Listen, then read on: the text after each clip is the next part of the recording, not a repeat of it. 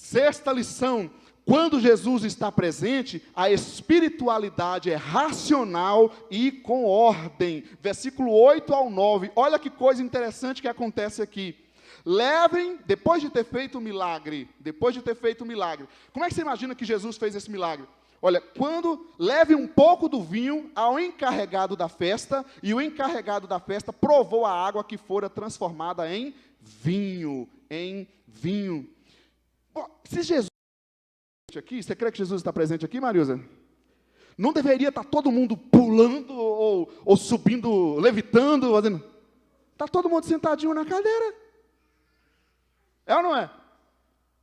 Mas por que isso? Não é que não possa pular, a gente estava na hora do louvor aqui, na nossa alegria, mas quando Jesus está presente, é uma espiritualidade racional, ou seja, você entende o que está acontecendo e há ordem. Pensa comigo o que eu estou falando aqui, gente.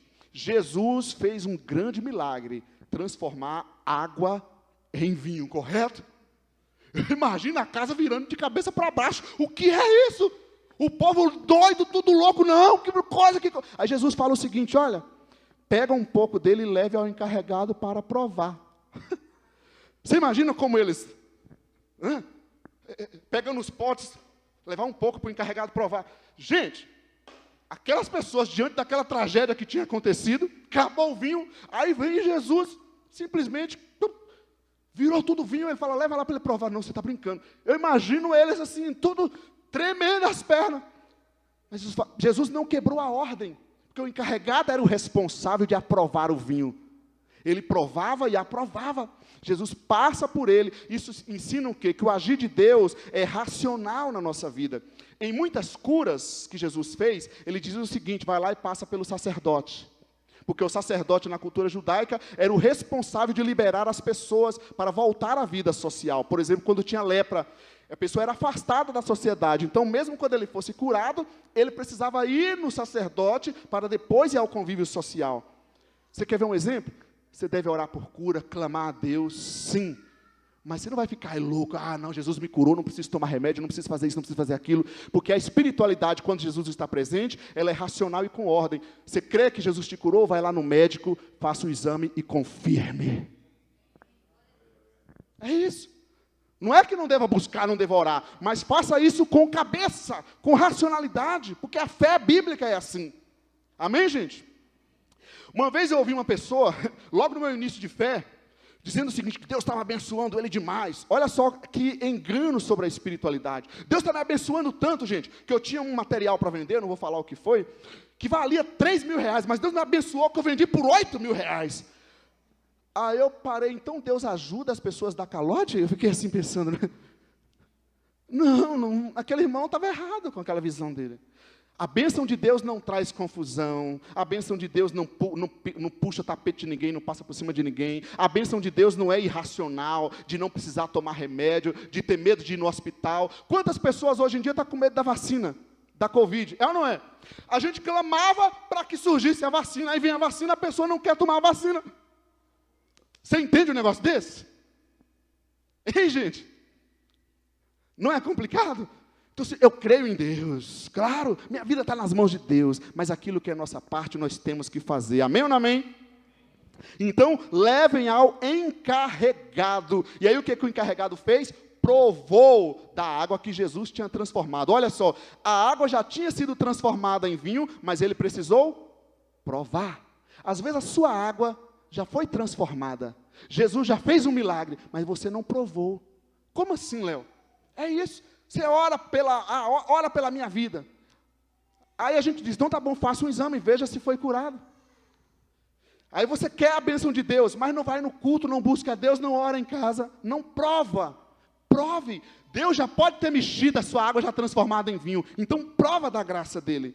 E do que ele provou? Apenas um pouco. Ele não precisou provar dos 6 potes. Isso também nos ensina que no pouco que Deus está fazendo, nos detalhes que Deus está fazendo, a gente já tem que celebrar. Ele provou um pouco e ele creu que todo o resto tinha sido transformado.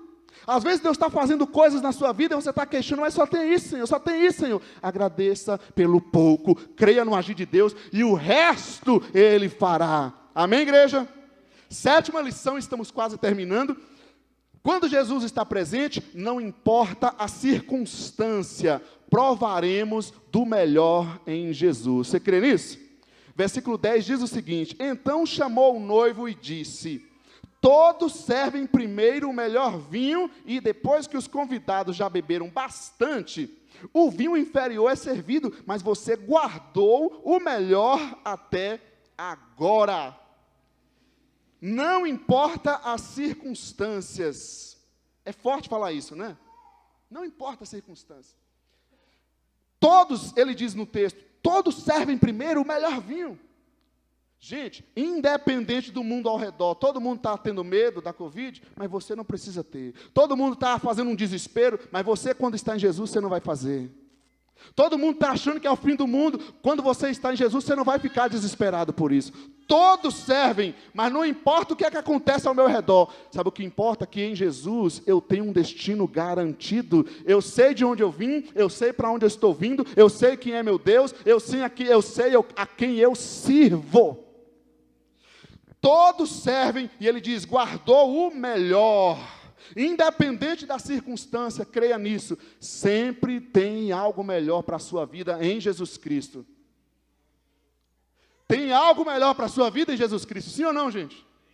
Se essa porta de trabalho fechou, deixa Deus agir, Ele tem uma outra porta. Se nós partirmos dessa vida, quem tem medo de partir dessa vida? Tem uma vida muito melhor e eterna para vivermos em Jesus. Independente da circunstância, você vai provar o melhor se Jesus estiver presente na sua vida. Você está passando um grande problema, seja ele de enfermidade, relacionamento, vá à presença do Senhor Jesus. E peça a Ele para te ensinar, para trabalhar na sua vida. Eu tenho certeza, pela palavra de Deus, que você vai tirar dessa tragédia, desse problema, um grande milagre na presença de Jesus. E o que Jesus fez ali? Todos servem, guardou o melhor e trouxe o vinho. O vinho aqui é o símbolo da alegria, da provisão.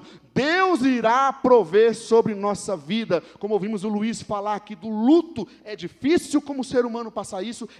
Mas quando Jesus está presente, Ele vai prover o melhor para a sua vida. Ele vai prover o consolo, a esperança, a paz. Ele vai prover porque Ele está conosco. Amém, gente? E aí, em oitavo lugar,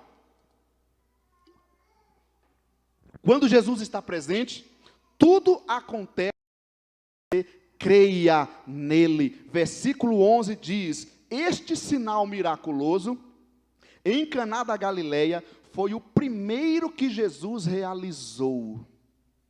Revelou assim a sua glória e os seus discípulos creram nele. Olha que coisa maravilhosa.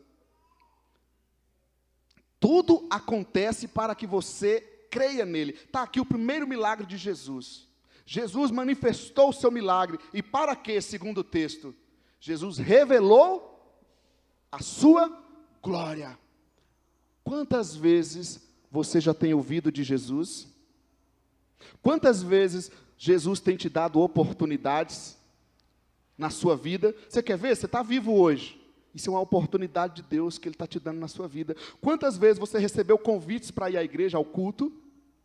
Mesmo você sendo cristão, discípulo de Jesus, servindo na igreja, quantas vezes você já ouviu a palavra de Deus, já andou, já vivenciou experiências com Deus?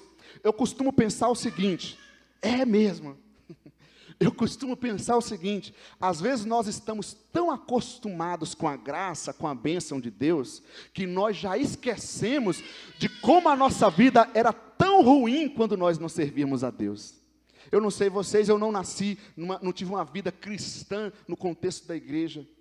Mas como é bom estar na presença de Deus e não precisar de drogas, de vício, de dinheiro, das coisas para ter paz. Como é bom estar na presença de Deus e passar problema, mas encontrar a graça, o poder que vem dele para a gente superar e continuar. Não se esqueça do que Deus tem feito na sua vida. Não se esqueça de onde Deus te tirou. Não se esqueça das experiências que você já teve com Deus. Não se esqueça no dia que você veio à frente e diz: eu entrego a minha vida para Jesus. Não se esqueça no dia que você desceu as águas e se batizou. Porque tudo que está acontecendo na nossa vida é para que você creia em Jesus. Jesus realizou esse milagre para abençoar aquelas pessoas. Mas Ele não perdeu a oportunidade de dizer: olha, eu sou o Cristo, revelando a sua glória. Esse culto nessa noite está acontecendo para nós adorarmos a Deus, para sermos abençoados, mas também para que você aqui presente, ou você de casa, creia que Jesus é o caminho. Você precisa se voltar a Jesus Cristo, entregar a sua vida a Jesus Cristo. Amém, gente? E mais interessante que ele diz que quem creu nele aqui agora? Os discípulos. Eles já andavam com Jesus. Mas agora que eles creram em Jesus. E eu fiquei pensando nisso, falei: meu pai, será que eu sou um crente?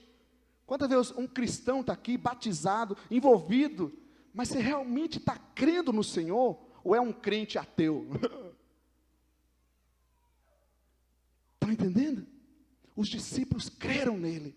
Então eu quero dizer para você, igreja, hoje, você anda com Jesus, creia no Deus que você se entregou, que você serve. Amém, gente?